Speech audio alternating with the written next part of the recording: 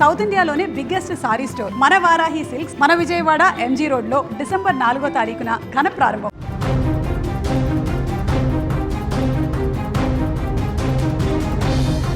కొద్ది రోజులుగా తెలుగు రాష్ట్రాలలో రోడ్డు ప్రమాదాల సంఖ్య పెరిగిపోవడం ఆందోళన కలిగిస్తుంది. బస్సు ప్రమాదాలు కానీ, కారు ప్రమాదాలు కానీ, లారీలు కానీ, కారణం ఏదైనా కూడా ప్రమాదాల సంఖ్య విపరీతంగా పెరుగుతుంది. ముఖ్యంగా సుదూర ప్రయాణాలు చేసేటువంటి బస్సులు ప్రమాదాల బారిన పడుతూ ఎన్నో కుటుంబాలలో విషాదాన్ని నింపుతున్నటువంటి ఘటనలు చూస్తూనే ఉన్నాం. ఎంతోమంది నిండు ప్రాణాలను కూడా బలి తీసుకుంటున్నాయి. దీంతో రోడ్డు మీదకు వెళ్లాలంటేనే భయపడే పరిస్థితి ఇప్పుడు కనిపిస్తుంది. తాజాగా ఆదిలాబాద్ జిల్లాలో మరో ఘోర రోడ్డు ప్రమాదం చోటు చేసుకుంది.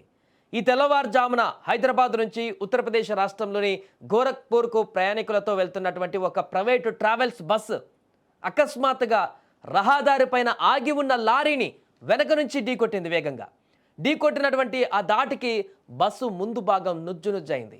ప్రమాద తీవ్రత ఎంత ఎక్కువ ఉందంటే బస్సులో ప్రయాణిస్తున్న 2 వ్యక్తులు స్పాట్లోనే మరణించారు.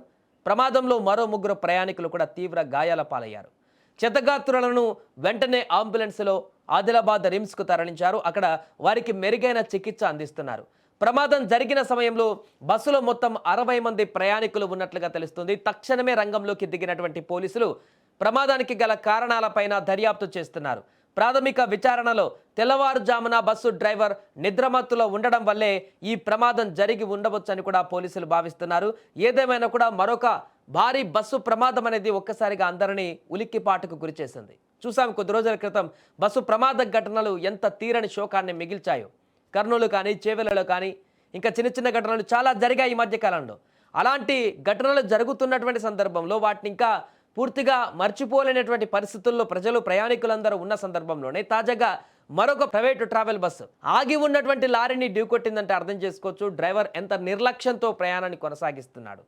నిద్రమత్త లేకుంటే ఇంకేదైనా కారణాలు కానీ వేగంగా వస్తున్నటువంటి బస్సు ఆగి ఉన్న ముందు లారీని కూడా గమనించకుండా వెళ్ళి గుద్దిందంటే డ్రైవర్ పూర్తి నిర్లక్ష్యం అక్కడ మనకు స్పష్టంగా కనిపిస్తుంది. అందుకే స్పాట్లోనే 2 చనిపోవడం జరిగింది. ఒకసారి చూడండి ఆ బస్సు విజువల్స్ ఎంత దారుణంగా ఉన్నాయంటే పూర్తిగా ముందు భాగం డ్యామేజ్ అయిపోయింది. ఆ బస్సు అంతా కూడా నుజ్జు అయిపోయిన పరిస్థితి నెలకొంది.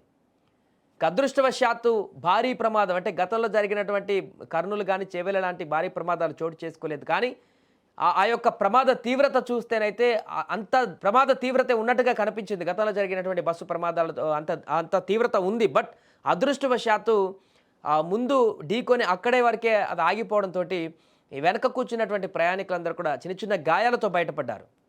ఇంకా దీంట్లో అగ్ని ప్రమాదం కూడా ఏం సంభవించలేదు కాబట్టి ఎవరికి ఎలాంటి ఇబ్బంది లేకుండా చిన్న చిన్న గాయాలు ముందు కూర్చున్నటువంటి వారిద్దరు మరణించడం అంతవరకే సరిపోయింది. కానీ ఇది గనక మరల అగ్ని ప్రమాదానికి దారి తీసినా లేకుండా లారీలో ఇంకేదైనా లోడు వండి చెవిరలాగా లారీ లోడు కనుక బస్సులోకి పడినా ఇలాంటి దారుణాలు జరిగినా కూడా ఆ యొక్క మరణాల సంఖ్య విపరీతంగా పెరిగేది.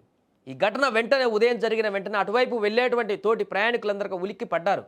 ఎందుకంటే ఈ మధ్యలో ఏదైనా రోడ్డు మీద బస్సు ప్రమాదం జరిగిందనేటువంటిది కనిపిస్తే చాలు అటువైపు వెళ్ళే వాళ్ళందరూ కూడా ఒక్కసారిగా ఒళ్ళు జలధరిస్తుంది. వాళ్ళందరూ కూడా గతంలో జరిగినటువంటి ఇన్సిడెంట్స్ని గుర్తు చేసుకొని అయ్యో ఏం జరిగిందని చెప్పేసి అక్కడ అటెన్షన్ ఆగి చూసేటువంటి పరిస్థితి నెలకొంది. అంత దారుణమైనటువంటి ప్రమాదాలు బస్సులకు జరుగుతున్నాయి ఈ మధ్యకాలంలో.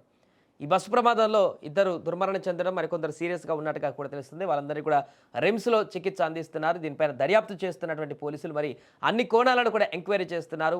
ప్రమాదానికి గల కారణాలు కూడా పూర్తి వివరాలు సేకరిస్తున్నారు.